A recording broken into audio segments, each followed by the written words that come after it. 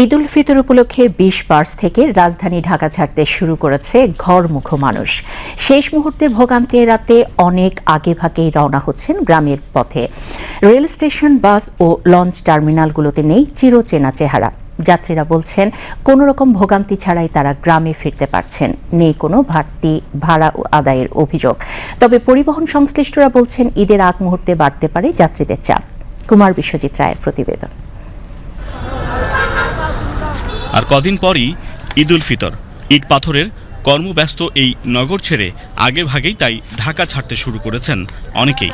ভোগান্তি এড়াতে কর্মব্যস্ত মানুষ পরিবারের সদস্যদের আগেই পাঠিয়ে দিচ্ছেন গ্রামে। শিক্ষা প্রতিষ্ঠান ছুটি হওয়ায় শিক্ষার্থীরাও ছুটছেন নারীর টানে বাড়িতে।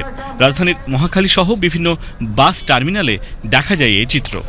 এখন তেমন ভিড় হবে না আমি আশা করছি, কারণ এখন যোগাযোগ ব্যবস্থা আগের থেকে অনেক ভালো হয়েছে। কিন্তু একটু ভিড় হয়, ঝামেলা হয় গাড়ির, এর জন্য টাকা পাঠাচ্ছি। আর তাছাড়া স্কুল বন্ধ, মাদ্রাসা বন্ধ, সেই জন্য আরো তাড়াতাড়ি পাঠিয়ে দিচ্ছি আর কি। একটা ক্লাস মিস দিয়ে চলে যাচ্ছি যেন হ্যাসেল না পোহাতে হয়। ঢাকা থেকে এখন ময়মনসিংহ যাচ্ছি, তো খুলনা থেকে রাতেও যাওয়া যায়, তো আমি ইনসিকিউরিটি চিন্তা করেই দিনে যাচ্ছি। টার্মিনালে আসা যাত্রীরা বলছেন বিগত সময়ের চেয়ে অনেকটা স্বস্তিতে গ্রামের বাড়ি যেতে পারছেন তারা।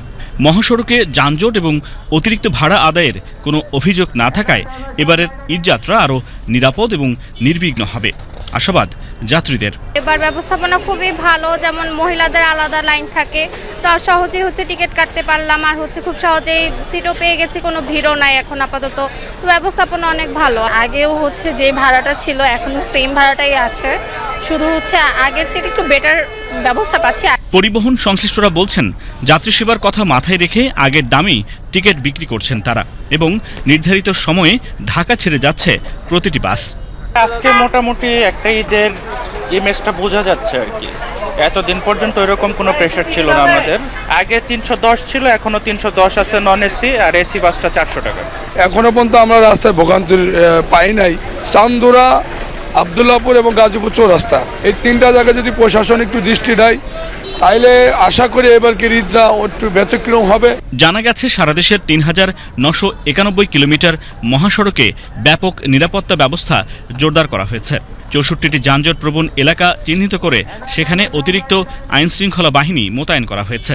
এদিকে বাসের মতো ভোগান্তি এড়াতে ট্রেনে করেও আগে ভাগে বাড়িতে ফিরছে মানুষ। ঈদযাত্রা নিরাপদ ও নির্বিঘ্ন করতে ৫ জোড়া বিশেষ ট্রেন চালু করেছে রেলওয়ে কর্তৃপক্ষ। অনেকে আবার ঈদযাত্রায় বেছে নিচ্ছেন নৌপথ। কুমার বিশ্বজিৎ রায়, বিটিভি নিউজ, ঢাকা।